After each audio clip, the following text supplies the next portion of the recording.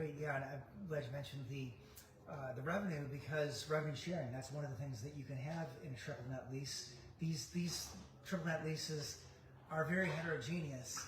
Yes. And that can be the difference between, an okay deal and a great deal. I'm in one right now where if the tenant does very, very well, a large proportion of investor returns are going to be driven by that revenue sharing. So it's interesting that from an investor perspective that you like that. I'm very fascinated because I don't like what we call percentage rent leases.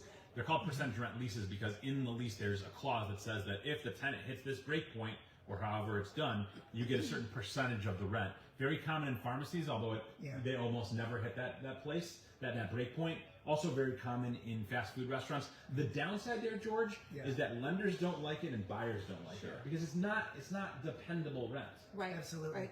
I'm not saying necessarily that I like it, but just that I like having a handle on all of the variables, because you can't just say like, hey, this is a net lease, I know what it is. Well, read the lease. It's all very heterogeneous.